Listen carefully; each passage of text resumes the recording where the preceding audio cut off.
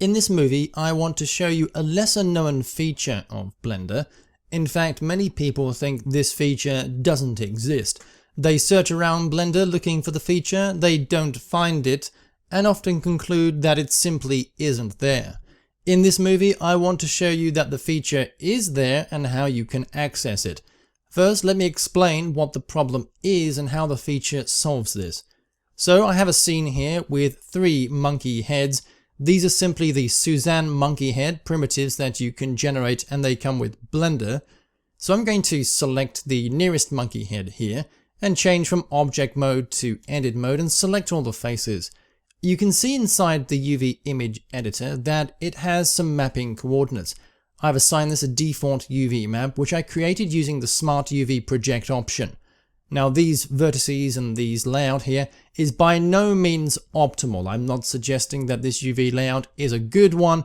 It's simply one that is being quickly produced using Smart UV Project. The layout itself is not important.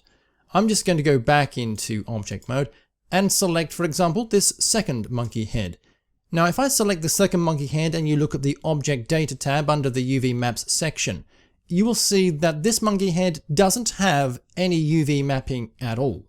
And the same goes for the third monkey head. So there are often times when you create a model, you make duplicates of it, and then after creating the duplicates, you go back to the original and assign it some UV mapping. And then later you realize that the duplicates are still in the scene, but they don't have the object's UV mapping. And you wish there was a quick and easy way to take the UV mapping from this object and to assign it to the 2 other duplicates that don't have the mapping. This saves you from having to delete these objects and reduplicate them all over again.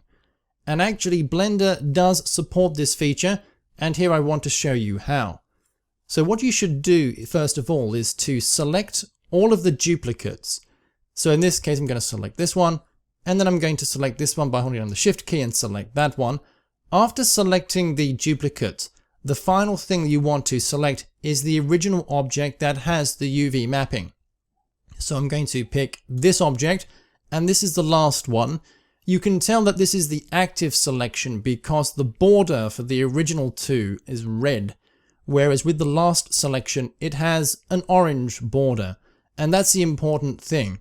The object with the UV mapping should have that orange border. Then with that selection made, you want to choose down here in the 3D menu, Object, and then you want to choose Make Links, and then select the option Transfer UV Maps. So I'm going to select the option Transfer UV Maps. Again, if I select the original object, you can see that it has UV mapping. But when I select the duplicate now, you can see this too has a UV mapping channel. And if I go into edit mode here and select all the faces, you can see that it has copied over all of that UV mapping. And the same applies to the third object. This also has a UV mapping channel. And if I go into edit mode, this too has all the UV mapping copied over. So in this movie, we've seen how we can duplicate the mapping from one object to another very quickly and easily across the duplicates. This can be a really powerful and time-saving feature.